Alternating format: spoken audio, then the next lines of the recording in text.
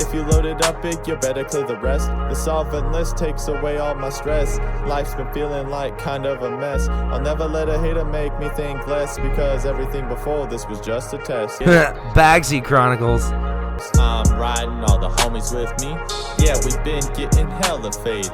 Just like our eyes, we be staying low-key. Vibing out, always staying medicated. I'm riding, all the homies with me. Yeah, we've been getting hella faded. Just like our eyes, we be staying low-key. Vibing out, always staying medicated. I'm about to go up in a blaze. I don't give a fuck unless I'm getting paid. When life gives you lemons, better make lemonade. When the girl Welcome back to the Bagseed Chronicles. I am, as always, your indomitable host, Uncle Dig. And as always, it has been too long. I am so happy to have you back with me on this episode of the Bagseed Chronicles, where we explore themes of victory and defeat, profit and loss. And today we are talking with Dr. Grenskye of Red Scare Seed Company, an esteemed cannabis breeder who was generous enough with his time to come talk to me about cannabis breeding, some of his early days in the cannabis game, and, funny enough, tobacco cultivation back on his early days in his youth in Kentucky. Quite a varied episodes with many, many topics, and I hope to have Dr. Grenskye back on under his new banner next year, Goblin Genetics. But before all that, I bet you're wondering what's going on in my garden.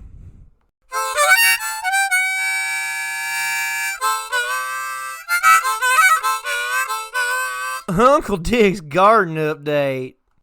Rippers. If you grow, you know what I'm talking about. If you don't, rippers are a special kind of thief. They break into a cannabis garden when a grower least suspects it, and they rip out his plants right before they're ready to harvest, usually. Rippers are usually someone you know or a crew working with someone you know. Rippers are the scum of the earth and should be filleted alive in the public square. Well, on the 14th of October, sometime in between the 14th and the 15th, late night, early morning, someone cut through the privacy fabric that replaced my fence and stole my last two plants, my largest plants, my fire and roof plants, while I was sleeping. So that sucks. It was very upsetting. And it kind of put a sad capstone on an otherwise wonderful year. To be honest, this year has been record-breaking for me. It's been the highest yielding year I've ever had in my yard. And someone took my two biggest plants. So it's like I did great, but also like someone fucked me from like the true, like they were so big. Anyway, the point is I'm going to be investing in some more active security measures. Before it was really just fence and gun. We're going to have some more intermediate, more active security measures there. And unfortunately, I'm going to have to stop talking so much about yields. Maybe just for this year. Maybe forever. I don't know. I was really open about my grows on the podcast. I don't think the podcast is why I got ripped. I think it's a neighborhood issue. I think because that fent addict lady running through my fence exposed me to my whole neighborhood, and there's too many people saw it. I think that's probably what happened. But I'm going to be cautious. And, you know, if someone who ripped me off is listening to this, let's do it again next year.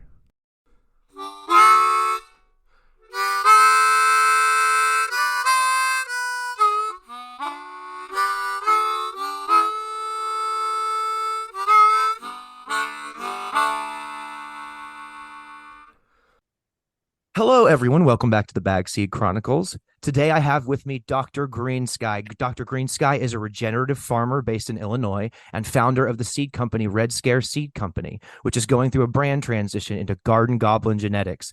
I am so excited to have you on the Bagseed Chronicles, Dr. Grenskye. Welcome. Thank you for having me. There is so much I want to talk to you about now that I have you on, but I definitely don't want to bury the lead here. You're going through a bit of a brand transition. Why did you decide to do that? Yeah, I've been Red Scare Seed Company since 2017, I think. It's been a good ride. I've had Big fan over here. hey, thank you. There's just been a lot of changes with me personally, and a lot of battles that RSSC has been through. Some legal that I can talk about, some I can't talk about. And it would be nice to turn a new leaf, turn over a chapter and start fresh with something. I've gotten rid of a lot of my old genetics that I was working with, and I've been hunting some new lines and just trying to start fresh and kind of hit reset and try to gain my passion back for the plant. Oh yeah, you got drugged through the ringer there the past like 3 or 4 years between. For the listener, could you tell the listener a little bit about the hemp situation in Kentucky? Yeah, me and my wife decided, we were living in Michigan. I was running RSSC. We decided to come down to Kentucky and, just we were going to move to Southern Illinois and live in Kentucky and farm in Kentucky. That way, we still had medical rights because Illinois is rec and medical. Um, and we wanted to farm with the father-in-law and be close to the family. So we moved down and we start Trade Water Organics, a little hemp company, organic hemp, on some certified organic land, which is a pretty rigorous process to get your land certified organic. Um, and so we go through the season, everything's pretty good. Plant count, plants are looking good, plants are nice and healthy, big. We harvest, we make the move down to Illinois in between that period. Um, and sometime in well, shortly after harvest, the Kentucky State Police were notified of some cannabis that was hanging in a barn. It was our legal hemp that we had tested by the Department of Ag already. Um, and so the state police came and basically took it all off site, burned it all, didn't weigh any of it or test any of it or anything like that. They just torched it. Didn't So we didn't decided contact the landowner, didn't do any of that, just came on and burned it. just burned it all, didn't contact anybody. So we Sounds decided to about file right. yeah, we filed a lawsuit against the state police for damages, and that's been ongoing for 4 years almost. Um, and that actually ends Friday, October 13th, is the final hearing on that. So my nerves have been pretty racked with that on Oh the. wow, that's so soon. It is I'm gonna have to record an addendum at the end of this when we release this. I'll have to definitely get in contact with you because usually I edit these, but it takes me a while. So when I yeah, do release this, I'll have to contact you and be like, hey, how'd it go? Because I know that a lot of people in the community have kind of been watching that lawsuit pretty not closely, but it's been on a lot of our radar now for a long time. yeah. Because as more states go legal, hit with the farm bill, hemp's prevalent now. There's I know a lot of people growing hemp that weren't growing it 5 years ago. Um, so it's like it's necessary to kind of protect these crops, whether they're legal, cannabis farms, medical, or hemp. It's important that the small farmer feels at least some sense of protection within their state, Well, it's so that they're not important. being Yeah. raided. Well, it's Yeah, important that you feel secure in your property. I mean, and this was hemp. This wasn't even like I know I don't care, you don't care, but it wasn't even what they thought it was. And because they didn't keep good records, it's harder to hold them accountable, which I'm sure wasn't intentional. right. Always Eh, intentional, guys. yeah, that was me. I was trying to be sarcastic. A lot. We have to. I hope that you win, because if we can hold a couple of these police agencies accountable, they're probably not going to stop destroying people's crops, but it may prove accountability so that if it's found that if they did so erroneously, you can be made whole financially. At least you're never going to get back, you know, the love you put into the plant, but at least you can get some money for your crop you were going to sell, maybe. Exactly, yeah, and that's the goal, is to set precedents. And you know, we it's crazy. The in Kentucky, you can't, when you sue the state police, you don't take them to court. Everything's private. It goes to like a hearing officer and then a board of claims. And the hearing officer wanted to dismiss our case. She's definitely bought and paid for by the KSP. But the board of claims voted in our favor and ruled that the KSP acted out of their scope of duties. So even after being found basically quote unquote guilty, because they can't be found guilty in civil court, Right. even though they were found, you know, to have acted outside of their scope of duties, now they're still getting a chance to bring in an expert to try and devalue our crops so that we take a loss with our loggers and attorney fees. So Just to that's been twist a the headache. knife and fuck you financially Just one last time. yeah, as if they, you know, they filed extension after extension and push this along, knowing that, you know, we're just a small family trying to fight a government agency with attorneys that are already, you know, she's already being paid. So it's nothing for her to keep this fight going for 4 years, whereas she knows that we're paying out of pocket. Right. And Yeah. they know that the max that we can win is 250,000. So they knew that if they pushed it along for, you know, long enough, that they could max this out to where we can't even win. I hope this decision goes in your favor, because I mean, even if you lose out on money, and honestly, it does sound like you're going to lose out on a little bit of money, if not a lot of money.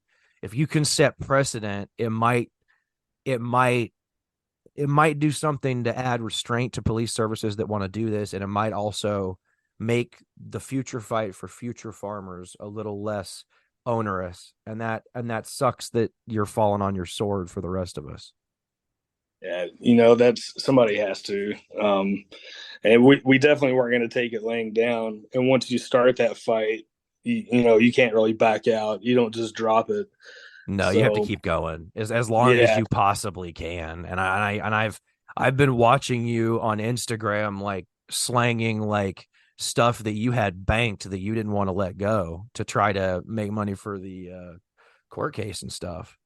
yeah, it's all gone. It's gone. The credit cards are maxed. You know, we've put everything we've got into it. It'll be nice to have some resolution come Friday. So that'll be a blessing, Well, regardless of what the if end outcome is. right. And if people want to support you, they can go. Is the Garden Goblin Genetics site up yet? It's not up yet. It'll be up by 2024. I'm hoping Oh, for a okay. 2024 launch on that. It'll still be a little bit. Because you're I've still got working out a lot of the lines, aren't you?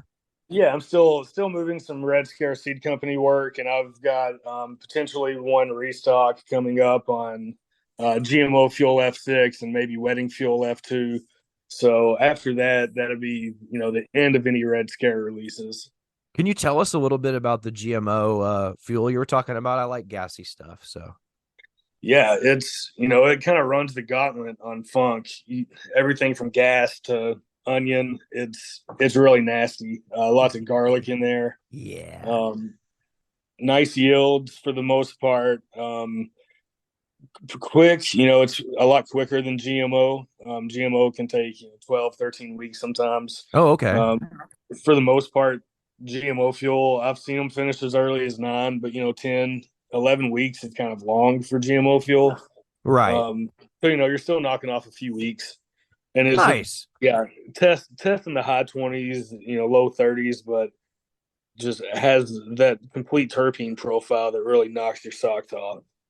Yeah, that's one of the things that drew me to Red Scare early on, is hearing you talk about some of the corpse aromas you were getting out of some of the Afghans you got. Yeah, And some of the other stuff. I actually have two of the fire of maroof plants in my backyard right now. They're about 7 feet tall. nice. Yeah, it's been a fun journey, but these are the last seeds and then I'm popping up the Maroof Red, and I'm gonna look for a real dead body in my backyard. Yeah, we had some really cool stuff out of those Maroof Red. We had like a lot of fishy smells. It was, I tell people it smells like fish scales, and they're like, "What?" Like I'm just like dry. It smells like dried fish scales, dried and salted fish scales. So yeah, there's like corpse and feet. Those red were really nasty. I'm looking forward to them. I wanted to make sure I had my sex hunting skills down for a couple seasons before I went to the real heirloom genetics. Because for me, I don't know how other people look at it, but these seeds were brought out of Afghanistan before the fall of the government of the Islamic Republic of Afghanistan, before the Taliban took it back over. And I don't necessarily want to buy more Afghan land races from like Taliban controlled areas necessarily. So these are precious to me in a way. Yeah. I think my time working with Afghanistan is pretty much over now. So Yeah. I'm not looking to bring anything else in or do anything else with any Afghan seeds or anything like that. So I enjoyed the time I had with them, and I've got some put back to run in the future. But yeah, it was a good run. But I feel like those days are pretty much over now. Well, if you ever get the bug again, let me know and I'll run testers. I love Afghan, that narc, because I have horrible anxiety, I have trouble sleeping, and I have a lot of physical pain. And if you've got all those and you're not too worried about maybe having some appetite control problem, i.e., smoking a lot of Afghan might make you a little fat if you're not good at Yeah. controlling your munchies impulses. But Yeah, other I'm than that, I'm it's great. very active. I need the Afghans to stimulate my appetite so that I take in enough calories. So Right. that's what, and everything you said is what drove me to Afghans. Anxiety, sleep, pain, and Afghans are so great, especially in the hybrids as well, because you get that notch up in potency Oh yeah. that you're often looking for. So not that Afghans alone can't be very potent, because some of them can. Well, I always like to say on here, and this is an outdoor grower saying for sure, is I always like to say you can always smoke more, but I know that's not true for some people, and I've had some bad harvests the past few years. This year's going a lot better, so I've been back to my old ways of smoking 2 gram joints and stuff. But you can always smoke more, but you can't necessarily smoke less, as they say. Right. So what is there anything you can tell us that you're working on for the Garden Goblin lines that you're kind of excited about that might make it into the final lines, or is it too early to tell? Yeah, I've got some cashmere clouds that I'm hunting through. It's Azad cashmere crossed to Sleeping with the Stars from Archive Seed Bank. It's Okay. so that one is Poison OG crossed to Planet Purple F2, and it was just a really beautiful plant, really dank, had like mothball and incense aromas. It was really flavorful, earthy Kush aromas and Okay. taste. Yeah. Yeah, so and just really nice yields and a good structure. A lot of times with the OGs, the structure can just really suck. And in the past, that's kind of pushed me away from growing some of them, even though I love them. I just get tired of messing with the grow. You're growing vines basically. Oh, you mean Um, the structure, like how the internodal spacing is kind of yeah, wide, and they internodal spacing is wide, and they get floppy in flower because they pack on that weight and don't have the branch support to really hold the weight. So I they can be, yeah, they can be a little tricky to grow sometimes. I haven't had like a pure OG uh, either seedling or cut like make it all the way to finish in my garden in a way that impressed me. I generally will choose to pass on OG genetics to other people while they're still vegging, because I don't want to say they're delicate, but they they do seem a little bit delicate, and I don't have a lot of patience for delicate plants. They demand a lot of attention. Yeah, they do. And they have a lot of needs. It's they like a lot of calcium.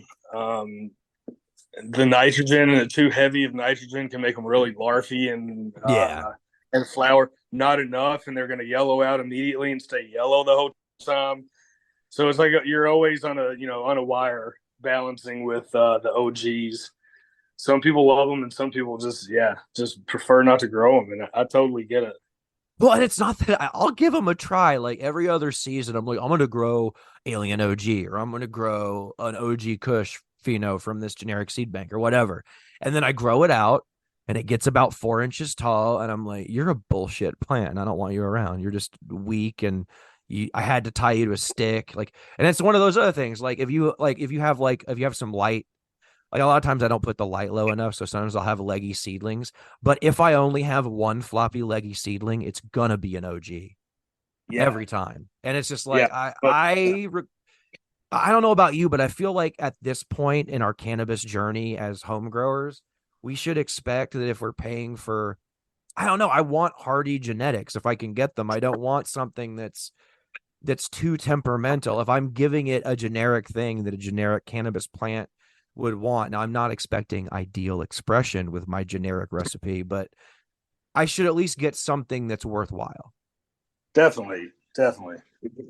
Now, if I And learn a that's strain and then I could push it to its genetic limits, that's different. That's not what I'm talking about.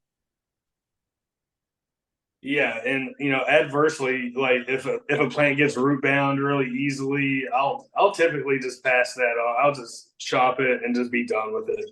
That's something that like I don't really have room for. With plant counts being what they are here, I have to be pretty strict with what I keep and don't keep. So if I keep something, it's usually checking pretty much every one of the boxes, or Right. the check mark is so big on one of the boxes that it compensates for something else. Oh, yeah, I've got a couple plants like that. Like there's been this like I bought a bunch of seeds when I was really really really like just starting out a couple 3 years ago when I was just starting to push a lot more seedlings out and I wasn't growing as much bag seed. I was starting to grow like other people's genetics that I didn't just find in a bag and or people hadn't given me, like I paid for it. And I started where a lot of people do with like some of the more bigger seed banks you hear about. So like Crop King and like I Love Growing Marijuana. And a lot of those places had like some stuff that I didn't care for.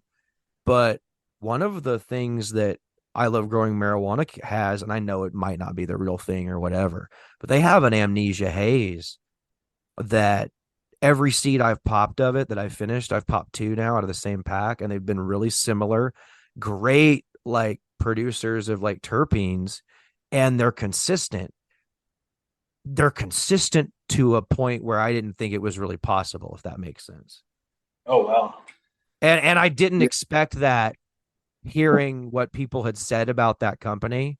But that's not with every line from them. You know what I mean? That's Yeah. specifically the amnesia haze from him. And I should shut up about it if I want to be able to buy more. I don't know what I'm doing. yeah, I'm gonna be like, hey, this is because great. Why don't y'all go buy it so I can't get any? I miss. I had a good amnesia haze back in Kentucky. It was like 2014 or so. It was really nice, and I would love to get that back, but it's gone because we hunted everything from seed. There was no community. There was no like grow community in Kentucky where you're like sharing cuts with anybody or anything like that. Everything came directly from seed. So I'm yeah, I'm such a it hypocrite was with always cuts. I'm such a yeah. hypocrite with cuts. I will give We people all cuts. are. I will give people cuts all day. I don't want your cut. You know what I mean? I don't. No, I don't. There's probably a few cuts out there I would take, but I'd have to like have been in your garden and Yeah. seen like all up in your like when you weren't expecting me. Like I don't because like every time I've taken a cut, I've ended up with, I'm gonna be honest with you, mites. Every time I've taken a cut, I've ended up with mites. So I don't take them. Never fails. Yeah. And I don't know if, at this point in the game, it's like impossible to tell if you're just bringing in a weaker plant into your system Right. and the mites that are already present in the environment are going to that, whereas they're staying off of your plants because, vigor and pest resistance are up because the plant's, fully healthy. I don't know. I've had a lot of problems taking in cuts. It's something I'm pretty jaded on. Now And I I've got will. some cuts. I've got some cuts in rotation now that I'm running, and I'm flowering them out. And I'm seeing deficiencies and things. I just don't. I don't know.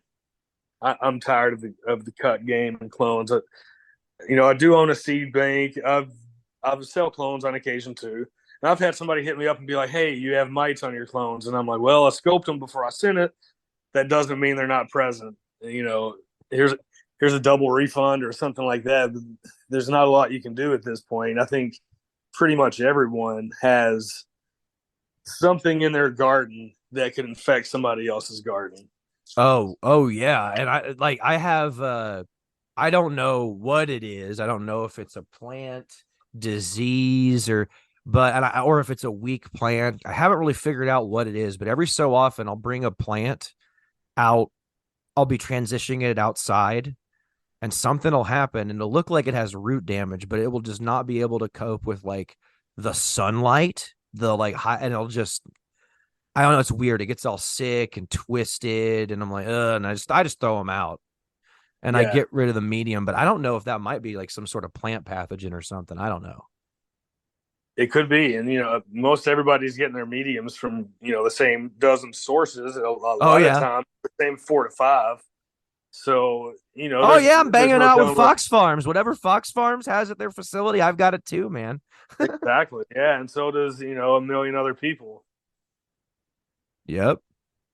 Yep. So that's one source potentially. I know that I've seen tests done, and a lot of companies, a lot of soil companies, do not pass the test when it comes to certain pathogens being present in their soil. Definitely not Right. going to name names. I'm not going to get No, attacked. no, no. Let me offline. Let me know offline if I need to go running and screaming or whatever. But Exactly. I Yeah. may not listen to you. That's the other thing. Some of us are stuck in their ways, and you get to a certain point in your garden where you're doing what you're doing will work, and you'll be like, "There's probably a better way to do this," and then someone will come along and tell you a better way to do this, and you're like, "You're right, man," and then you just turn around and don't listen to a word they fucking say. All too often. That happens all too often. And it's kind of funny because you catch yourself doing it and you're like, wow, I'm turning into concrete out here. I should be like water. Exactly. Yeah. And here I am resisting everything. Some Right, change can be yeah. good. Change can be good. Indeed. Well, I recently switched over to like just doing dry amendments only. And I will say, like, basically organic. I don't know. I don't know what I mean, but when I say organic, I'm not getting any based nutrients from a bottle. Although outside, I don't know if the CalMag I used was organic or not. I did give them CalMag one time outdoors. So I might have screwed it up and not been completely organic this time, but I'm not super concerned. But I wasn't It's feeding them like nitrogen salts.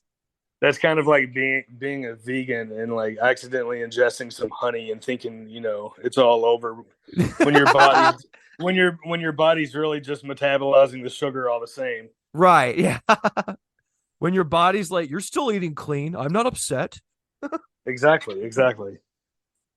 Yeah, I think the vegans, I understand the argument and I do sympathize with it a little bit. However, um honey and eggs are fine. I'm sorry. Like if you have your own chickens, honey and eggs are fine. I don't Y'all are crazy. What are you talking Yeah. about?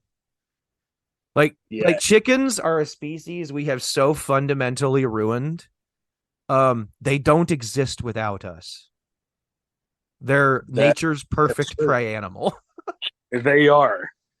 They don't have a lot going for them when it comes to defenses. They're called chickens for a reason, I guess.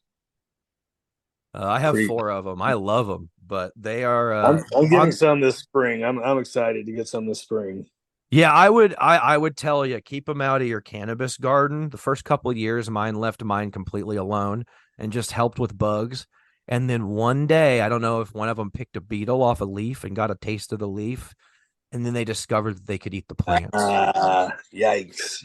and they would just start eating my plants. So I had to No. fence them out. I went out there one time, and my chickens had stripped like had kind of defoliated one of my plants for me, had just kind of lollipopped it. They'd taken everything off from where they could jump up and rip stuff off. And I was like, Hey, well, this is, that's sound advice. yeah. Yeah. And it's not bad. Most chickens are kind of lazy. So if you just have like a little 3 foot, wire fence around your plants, that's often enough to keep them out. Or trap them in when they jump over and then they'll freak out. And then once you let them out, they won't go back in there. Hey, there's that too. Point taken. Yeah. So, let's switch gears a little bit. So you've been growing cannabis a little bit longer than you've been breeding it, right? Yeah. When Yeah. did you start like messing around with the plant and started growing your first plants? Let's see. In 2002, I was arrested in Kentucky for having a quarter gram of weed on me. Um, and so they like took me to jail and booked Wait, me. wait, you had a bowl on you. You literally Yeah. had like a bong rip of weed on you and they took you to Yeah, jail over that. I didn't even have a pipe or anything. I didn't have any paraphernalia, just a tiny piece of weed. And so they like took me to jail, That is booked so me. bleak. Yeah, and I was an honor student and doing great in college. They took my financial aid and scholarships away for that shit because of George Bush's Higher Education Act, ironically enough. Um, so after that, at 2002, I was like, "Fuck this! I'm gonna if I ever go back to school, the only way I'll ever be able to afford to is if I grow my way." So I started growing around '02 and just kind of stayed with it ever since. Oh wow. So you were pretty early in your smoking career when you started growing then because of what happened to you then, huh? Yeah, I didn't really smoke until I was probably I think I tried it when I was 16 or so. Right. So that was like 98, I think. Um 97, something like that. Yeah, so I'd only been smoking for a few years because I quit for a while. All we could get was like Mexi brick weed most of the time anyway, so it I wasn't did like yeah. special. That was the first stuff I smoked in Texas, and when I smoked it, I was like, "Oh, these fucking hippies are retarded. What are they? What are they on about?" Like, and then I ended up on a college campus, and then I learned. Yeah, same here. Pretty much. University of Kentucky, and I snagged some Northern Lights, and yeah, it was a wrap from that point on. I think You it know, was we'd also once a year or so we'd get some homegrowns from like the my buddy's redneck uncle, um, and that shit would just be like lime green, skunky, huge buds. Always kind of picked immature. I always remembered it was like coming down when it was still hot outside and shit. So they were probably picking mid September. But the paranoia had to be unreal back then. And because this was like mid 90s, and we'd see just these big totes of weed. Um, and so that was always cool. But that was like once a year that would come around. And so they would then, do one big outdoor harvest a year. yeah, just one big one. And then you would buy like it was old school, 4 fingers worth for like $50 Oh, in a nice. foldable Ziploc bag. And it would be like 8 big buds. And then around like 98 or so, it was like once a year, like November-ish, the Christmas bud would come around, what everybody called the Christmas tree bud. Right. Um, or pine bud is what we called it too, just because it smelled so much like a pine tree. Okay. Um, and I've seen a lot of people try to recreate it, and it's always just like Jack 2.0. It never really comes close to what we were having back then. Yeah, I that's one of those things I hear about. It's almost like a sweet like pine sol, right? Like, Yeah, is that what you're talking about? I've heard old heads talk about it. I've smelled plants that smelled like that in gardens, but it seems to leave it in the cure. I don't know. yeah, it almost always seems to leave it in the cure, and back somehow this whatever this was maintaining it. So it was always nice when that It came was around. probably something gross. They were probably throwing it wet in bags to dry, and Oh it was yeah, like you know they're they were way off in their method, but the end result spoke for itself most of the time, at least right. compared to the other, at least compared to the black press boo boo we were getting. Right. And see, back in 2002, I wasn't really into cannabis yet. I was a little young yet. And then I joined the army, and you really can't smoke weed in the army. They check. So, but once I got out, I found it very useful for a lot of my conditions and stuff. But I missed a lot of what was going on in the late 90s and early 2000s as far as like grow culture and like different types of weed. And it was the vibe I got being I was from near the Houston area in Texas, little town Yeah. called Tomball, and the culture there was just different. Weed was, I mean, I know it's underground in Kentucky, but like I didn't have connections like you did, so I wasn't exposed to a lot of that, and I don't know if there was the same home grow culture and bootleg culture in Texas as there is in Kentucky, if that makes sense. Yeah, it does make sense. You know, Kentucky's always kind of been that way. Even when now I guess they kind of have quasi legal medical laws. Um, but back then, you know, four plants was a felony. Yet somehow Kentucky was producing as much cannabis as like, you know, it was in the top three of production almost every single year, Oh, and I've that heard, to me yeah. insane. Well, later on, as cannabis has come, further into the limelight, and more people have taken, started podcasts and done documentaries. That's the grow culture that it seems like no one's really ever penetrated from a media or even like some hobby podcast like mine. Like people go to Cali a lot, they go to Humboldt, everyone talks to people in Humboldt, some in Southern Oregon, some in other parts of the country, but I haven't really seen anything really compelling about Kentucky.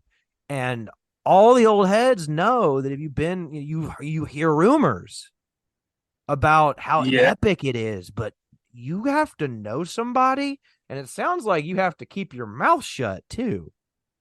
most definitely. And that's what I was about to say. You know, they just won't talk about it.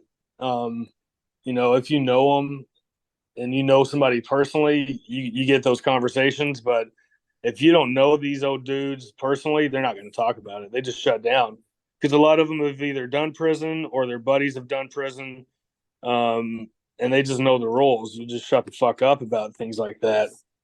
You know, you Right. look at dudes like the Cornbread Mafia, um, you know, and Nick Risden, dude from Kentucky, he's bringing a lot of those dudes to light now, and that's really cool because those guys have a lot of stories to tell, and they were responsible for bringing in a lot of genetics, you know, through backseed that spread. You Wait, now know, a who is lot of this?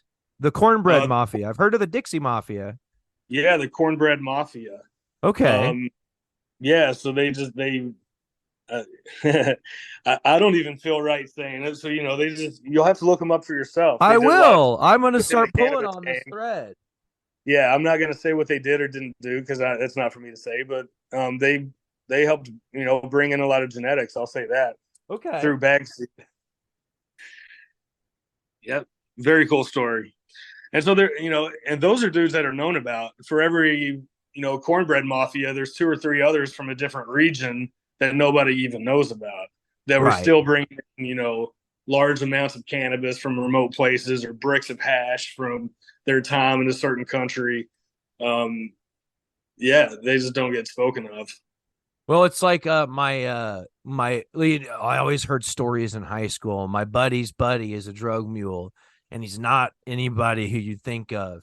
And the rumor was it was always like a dude in his like mid 30s or 40s in a business suit driving across the border from Texas to Mexico on a quote business trip, and he'd have a legitimate business down there, and they just throw an extra suitcase in his trunk on the way back. Yeah, And that's how so much stuff used to happen back in the day. So it was a different kind of thing almost, depending on who you were working with and what kind of smuggling or growing operation you had going on. But so you started growing, you get out of jail. So it's been like 2004 now when you start growing. pretty much immediately. So about 2003, I'm growing. We I lived in Western Kentucky. We had to drive about 2 hours to Louisville, Kentucky, to purchase a 400-watt light, and that's pretty Oh, much where I started. Yeah, a big old 400 watter, and started off just doing a sea of green. We kept the best of our bag seeds from the last 3 months. Anything that basically had a nose on it that you could smell and was light green, pretty much passed the check. Our standards were pretty low, um, because options were pretty low at the time. I I didn't know feel about that. yeah, I didn't know about a lot of these like mail order banks and things like that at that time. And it was a year or two later I started finding out, and ordering seeds from Europe and Canada and things like that. But we started off like a lot of people, just I say we because it was me and a good buddy, but yeah, I started off with just a lot of bag seed and just selecting bag seed. And I would have my buddies, anytime they'd have something that was decent, I'd be like, hey, if you get a seed in that, toss it to me. Oh yeah. And they were always happy to. Nobody gave a shit about seeds then. Yeah, and So I've been collecting bag seed for years, and I'm glad I have been because it's fun to hunt through sometimes. And it honestly, a is. lot of it from the older, even 5 years ago, from some of the commercial strains that people have had going since like legalization here in Oregon a few years ago. Like I pulled a forbidden fruit bag. My buddy pulled a forbidden fruit bag seed out of some clone only forbidden fruit, and I grew it out in my yard this year, and it's amazing. Yeah, that's awesome. And we found the same things. We found some like really amazing stuff. We'd pop like 200 seeds at a time, kill all the males, and just flower small. We never Yeah. took clones or anything, and we lost a lot of amazing stuff by not taking clones. Um, so yeah, around 2004 or so, I started taking it serious and started, really getting into the educational side of it, and changed my. I actually started going back to school for soil sciences and botany, and did that for a few years. Never got my degree because it was always too hard for me to stay in school. I was always broke. Sometimes I didn't have a car. Sometimes I was homeless. And so it was hard for me to get started or to get anything established or any kind of foundation at all Right. because I started from fucking scratch. So it was nearly impossible to start up. There were times I'd have equipment and I would just be like, "Hey man, you got a room where I can grow?" It was like the old jokes about meth heads from Kentucky. It's just like, "Hey man, you got a place I can cook?" Yeah. But I Hey, you was just got a like, trailer out in the back 40 of your property that no one's lived in 20 years except rats? exactly. I'm like, "Hey, I have a light and some seeds. Let's grow." And it wasn't until like '07 or so that I finally got locked down and able to grow, any kind of scale at all, which was still very small scale. Right. But at the time, having a veg room going while having the flower room was like everything. If you didn't have to utilize the same space for veg and flower, then you were really doing something at the time. Right. So that for me was huge. And then the genetics got better and better. We started getting genetics from Canada quite a bit, and Mark Emery and his sleazy ass, which we didn't know he was a complete sleazebag at the Wait, time. wait, Mark Emery. So I don't. This is completely this is new Canna stuff to me. Who is this? Okay, can believe he ran Cannabis Culture magazine out of Canada. Okay. Um, yeah, I don't want to say too much about him. He's Okay. done Is he some. still in the game? I don't keep up with him, so I don't know if he is or not. I haven't really thought about him or anything. It's just Okay. Sorry, I don't mean to he is. I don't drag want up to. old beef. No beef. He doesn't know me. I don't know him personally. I just have seen him, say some really sleazy, uh, just degenerate type things. Oh. And I guess everybody can be guilty of it, but some people are guilty of it more than others, and it happens so much that you have to hold them accountable at some point. Oh And boy. so I kind of just crossed him out. But at the time, you know, on the back like 5 to 10 pages of that magazine was a catalog of seeds, and so you had like a select few breeders, Nirvana, I think KC Brains, Reefer Man at the time, and a few others that always had their genetics for sale. And so, you know, we started playing around with like Reefer Man and some Nirvana. I found out pretty quick I wasn't a fan of Nirvana. Um, but Reefer Man at the time, back in like the early 2000s, that dude was doing really good work. He was ahead of his time. And we ran a lot of his gear, and me and a buddy collected a lot of his seeds at the time.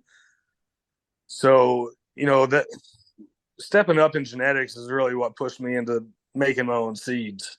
You realize that you have these special plants, you see the special male that just looks amazing, a beautiful bush, and then you have to kill it and then purchase seeds again and risk, you know, even getting the seeds, because at the time, half the time you bought seeds, you didn't even get them. They were confiscated at the border. Customs would take them, or, you know, you would just get ripped off. Oh, So that's so funny because when I first started ordering from seed banks, all the old heads, all my older friends who had been growing for a while, they're like, hey man, it's a waste of money. Don't order it. You're going to get lost. And then I started telling them, like, remember that thing? Like, they were like, oh, did you ever get those seeds you ordered? I'm like, yeah. And they'd ask me again, like, those seeds? Yeah. And I'm like, they're like, do you just get all the seeds you order? And I'm like, yes. Since the hemp bill was passed, I've never had yeah, I've never had a problem. I've been growing since 2016. I've been ordering from seed banks since I think 2019, and I've never had anything get intercepted. I've ordered from Canada and from the US domestically. Now I've never ordered from like Spain or like Europe because I don't see the need to, but that might cause a problem. But I've never had a problem within the continental Americas with ordering. I think I might have ordered some Mosca seeds from, I don't know, maybe. I don't know. I've ordered seeds from all over the Americas, let's say. yeah. I don't think I've had an issue since the Farm Bill, so that's been a blessing. You know, that's helped a lot of people get seeds. They don't really realize it, but it's, you know, it's caused, you know, things pass through easier than they did back in the day. Most all of that stuff was getting flagged and checked. It was pretty rare at one point, at least where we were in Kentucky, to get any seeds at all. I have a an acquaintance that still lives out in Texas, and they ordered seeds, and their seeds came with fishing gear. Like it was like in like a bag of like fishing weights or something. Like there were all these weird ways that people would ship them with other items like hidden so they'd make it through inspections. Oh yeah, I've seen it all. I've seen it all. Teddy bears, jackets, books, cutout pages, and all that. And Oh, well, and, just and my and my friend for some said seeds, it's crazy. It's not. We're not shipping like hardcore drugs. This is seeds. my friend said he still thinks he didn't find all of the seeds that they sent him because he couldn't find all the hiding places and some of the stuff they sent him to find all the I, seeds. I believe it 100%. I'm like, what do you mean? And he told me about like how sometimes they'd send him in stuffed animals, and I'm like, no. And he's like, yeah. And I'm like, and you've said that, and it's like it's wild. And then the Oh farm yeah, bill happened, and now we're just all sending each other little plastic see-through things of like whatever seeds. that some things change for the better. That's for sure. It's nice to have a win every now and then. And now that don't like, as far as everyone's concerned, a cannabis seed is a hemp seed until you germinate it. That's kind of cool. Yeah, And I and and that's how it should be. I agree with you. And I think a lot of people purchase seeds with the intent of growing them. And they don't always. I think a lot of packs sit in drawers for years. Um, I don't Most think. definitely. I mean, I'm not even cultivating all the seeds I have. I have a backlog, but um, I think that as an industry, I think it's experiencing a bit of a contraction right now, though. I've heard some other people talk about how it seems to be slowing down rather abruptly. Have you noticed that at all? Oh yeah. Post COVID sales for most everybody have been down. I've seen a lot of seed banks and vendors pretty much have to, switch professions. Um, It's definitely a lot harder. You have to change your business model. You have to think, outside of the box on some things. But at the end of the day, if you're breeding and creating cannabis seeds for money, it may not be the line of work for you. Because money comes and goes. If your love for the plant's not there, then you're definitely not going to make it. I feel Um, like any crop with a true farmer is always kind of a portion of a large series of side hustles. And I don't even mean that in like a hustling weed way. I mean, like, you can't just grow turnips. Sometimes you have to grow seed lettuce. You grow different things and different types based on, what you can price you can get at market. And sometimes that's seeds, and we may come to a time where craft cannabis is easier to sell than seeds, and that may fluctuate over several times over the years. As markets mature, they change, and as long as we're choosing markets to guide us and not us guiding markets, stuff like this is going to continue to happen. But that's a conversation for another time, maybe. yeah. So you've been working with all these seeds back in the late 2000s. Was there anything around like really that really stands out to you, that calls across to you the winds of time, that you wish you'd save? You wake up in the middle of the night and you think, I should have had, skunk number one or whatever it was. Yeah, most definitely.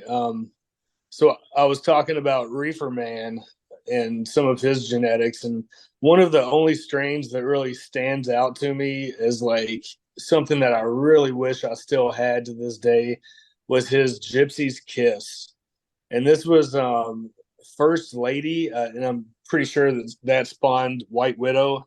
Okay. Uh, so basically, White Widow crossed into Petrolia Headstash, which was a pre-Soviet Afghan, and Ooh. that shit was beyond narcotic. I've watched it pass many people out, and now our tolerance was different then.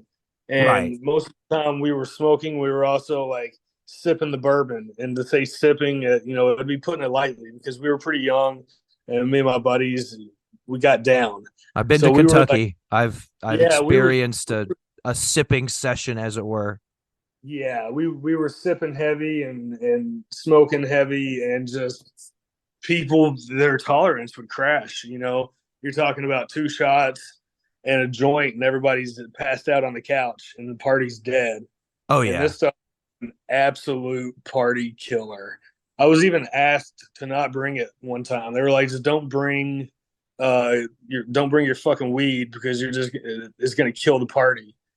And I was I'm like, all right. chasing that forever. I'm chasing that weed forever. Exactly. So that's like the one strain I really wish I could get back. One of my buddies, oh God, so he had a few shots and he smoked and he thought he could drive, and we tried to stop him, and he took off anyway, and he fell asleep, and he went into a ditch and ramped his car, and luckily lived, only broke an arm or some shit like that, but ended up in a cornfield like 50 yards out in a cornfield, uh, and ended up with a DUI. Had to get a job on Oh no. patrol. It changed the whole path of his career. And that weed was like, it was dangerous. We tried to tell people, like, don't smoke this shit and drink and think you're going to function like you do on the brick, because it's not the same as that old brick weed. Yeah, I chase heavy indicas, and I often forget that other people I think the modern rec market um is not growing the best indicas. I think more home growers are growing a lot better, like heavy hitting narcotic indicas than the rec market is, in my Yes. opinion. I think they're growing great party weed, um, which is Yep. great for partying, but I'm trying to get stoned. Yeah. We would get along well because that's my goal, is to get stoned. Partying's fun and all that, but I want to be stoned while I party. Yeah. Well, I'll and cut but I'll cut back on everything else. Just let me be stoned. Oh, that's how I am. I don't drink anymore. My liver is of questionable quality these days. Yeah, I, d- I I don't drink. I'll have a shot of limoncello maybe every now and then since I started making limoncello like once a year. So that's it for me. I just don't drink. Yeah, it makes me feel kind of bad. I'd rather just, if I want to get like a dirty high, I'll go ahead and I'll pick up some backwoods or a cigar and I'll break that down and I'll roll some weed in that. I quit smoking cigarettes a few years ago and I quit vaping nicotine. So every once in a while if I have a blunt, oh man, it spins me up like I'm 15 or something. Like I'll get it, so I enjoy it. I've been known to spin off of just simply licking a blunt, and I'm just like lightheaded from the tobacco. Like, whew. But I also used to work in tobacco fields when I was a kid, so maybe my tolerance is so low because it was I don't know, I was exposed early to high amounts of nicotine in the field. So you worked in a tobacco field. That's a story. So how old were you when you did that? Like was it like a summer As young as job? Yeah, as young as I can remember, my uncles had tobacco, so yeah, I was always in the field with my cousin. He would be in the fields. He was 2 years younger than me, so he had to be like 9 or 10 out in the fields. Um, and he was cutting plants that were like 4.5 foot tall, and he's like 4 foot tall out there. Y'all weren't Man, just out there like checking. Y'all were out there like harvesting. oh yeah. It was rare for me to get to plant or set the tobacco as they call it. It was I didn't really get the easy jobs. I didn't get to set the tobacco or strip the tobacco. I was out there like, yeah, topping, cutting, spiking, hanging in the barn, all that fun stuff. So I've never worked in a tobacco field. So I think I know what cutting is, but could you tell us a little bit about some of the other? So you're stripping a tobacco plant. What does that Yeah, mean? so basically, first off, you have to chop it. So you go through a field of tobacco that's probably 4 or 5 foot tall in some cases, really heavy plants. You go through and you chop everything, and then you come back through with an old wooden stick and a metal spike, and you drive the stalk, through the pole all the way down the stick until you've got probably 4 to 6 plants on each stick. That's And how they then, carry it in. Okay. yeah, so then you come through with a big trailer and you hang all the sticks, and then you take the trailer to a barn and you climb up in the barn, you straddle the tiers and you hang the sticks. It's pretty dangerous. It's labor extensive. Um, and a lot of times it would just be me and my cousin out there harvesting, 4 or 5 acres by ourselves.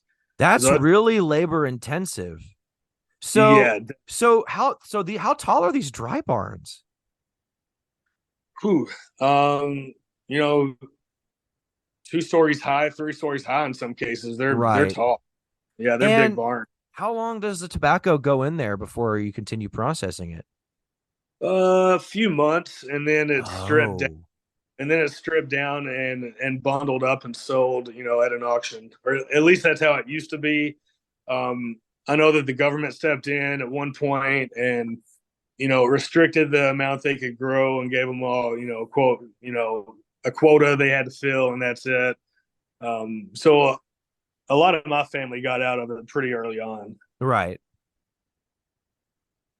That's so sorry. I didn't mean to derail everything with a No, that's conversation about tobacco. I'm just always fascinated by the process of different modes of agriculture. right. Yeah, precisely. I've worked in botanical gardens, things like that, but yeah, I've pretty much always been around plants and involved with plants in one form or fashion. Yeah, that's one thing people always ask me if you go back and you had to do it all over again when you join the army. I'm like, I'm not sure if I wouldn't like go get a job at a garden center. I don't, I don't know. I don't know because later in life, when I was younger, I was been fascinated with guns and military stuff, and then when I got out of the military, I think I got most of that out of my system for the most part. And now all I want to do is watch plants grow and get stoned. Man, that's the evolution of man. Thank you so much for being on um Is there anything else you'd like to share with the audience before we get out of here, Dr. Grenskye?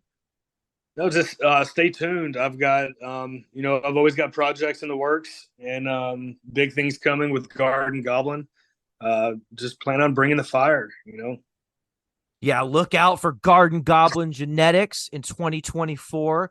Snag up some of his last work as a Red Scare Seed Company. Get a hold of that GMO fuel. I bet you it's gassy and it'll make you feel sleepy. And that's it for us here at the Backseat Chronicles. Let's overgrow the world. Oh, ladies and gentlemen, Uncle Dig here. Quick addendum to this podcast. As stated earlier, I was going to post an update on the outcome of Red Scare's Seed Company's lawsuit, and we did not find out.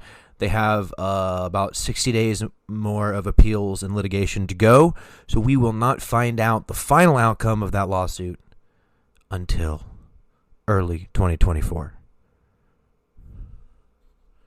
Let's overgrow the world. It's Top Wisdom. S&T Records, let's get it. Zecca on the beat. I'm riding, all the homies with me. Yeah, we been getting hella faded. Just like our eyes, we be staying low-key. Vibing out, always staying medicated. I'm riding, all the homies with me. Yeah, we been getting hella faded. Just like our eyes, we be staying low-key. Vibing out, always staying medicated. I'm gonna get lit, take another fat rip off this bomb shit. Can't get enough of it, yes. Hitting the best feeling. Welcome, audience, to the Backseat Chronicles. I am always